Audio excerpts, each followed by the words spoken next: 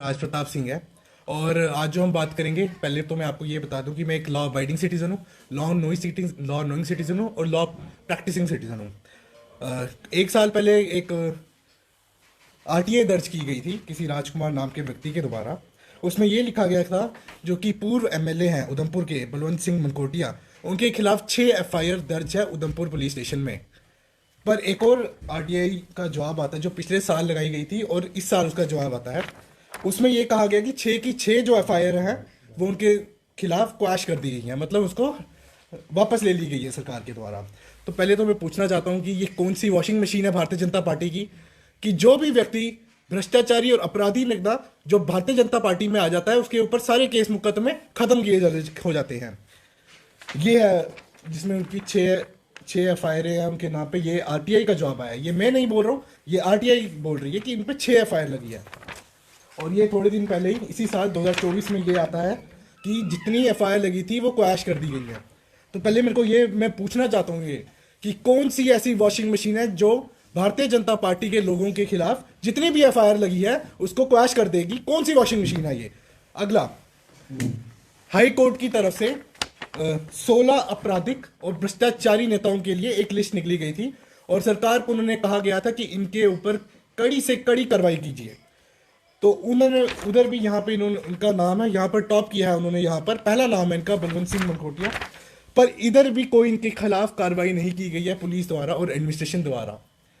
उसके बाद एक और, उससे पहले अगर मैं आपको बताऊं, जब उन्होंने भारतीय जनता पार्टी को ज्वाइन नहीं किया था, एक सीबीआई की तरफ से एक चिट्ठी निकली थी जहां पे उन्होंने कहा था कि ये एक्स एमएलए उधमपुर बलवंत सिंह मनकोटिया जी के द्वारा जितने भी इनकी प्रॉपर्टी है, लैंड्स है, उसकी जांच के लिए इंक्वायरी उठाई गई। सीधे शब्द में कहे तो इनके ऊपर, जिस इंक्वायरी के बाद इन्होंने भारतीय जनता पार्टी ज्वाइन कर दिया, फिर उसके बाद किसी को नहीं पता चला है कि वो इंक्वायरी कहाँ तक पहुंची है। अब मैं यहाँ पूछना चाहता हूँ, as a law knowing citizen, abiding citizen and practising citizen, कि ये क्यों नहीं इनके खिलाफ कार्रवाई की गई? कि ये भारतीय जनता पार्टी में चले गए थे इस वजह से इनके ऊपर कार्रवाई नहीं की, या फिर क्या क्या रीजन है इसके पीछे? और एक और बात मैं कहूँ तो, ग्रीन जोन में इनका मकान बनाया है, अगर यहाँ पर कहीं गांव में फॉरेस्ट की जमीन में एक लकड़ी भी उठानी होती है ना, तो ये लोगों के पीछे केस कर देते हैं। वहां से चलने नहीं दिया जाता है, रास्ता निकलने नहीं दिया जाता वहां से लोगों को, और इन्होंने ग्रीन लैंड के ऊपर अपना मकान बनाया हुआ है।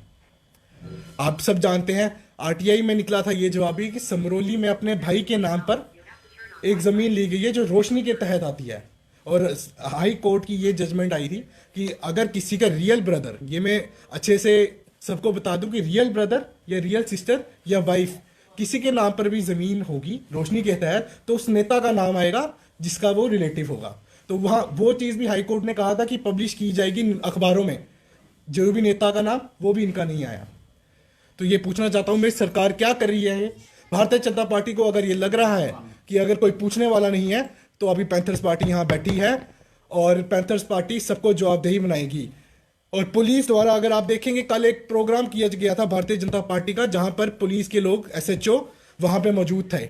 मतलब अब ये कौन सी गुंडागर्दी है? ये कौन सी एक डिक्टेटरशिप चलाई जा रही है सरकार के द्वारा कि अब पुलिस के जो ऑफिशियल्स हैं वो भी अब पॉलिटिकल प्रोग्राम्स में आ रहे हैं, और कोई कार्रवाई, कोई पूछने वाला नहीं है इनको।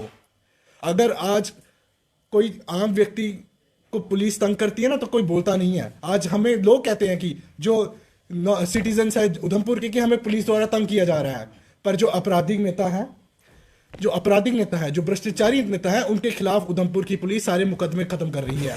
ये है सरकार इस बार की। म्यूनिसिपैलिटी की दुकानें अगर आपको पता होंगी, इन्होंने खरीदी अपने नाम से नहीं, अपना गलत नाम लिखा गया वहां पे और म्यूनिसिपैलिटी की दुकानें खरीद ली।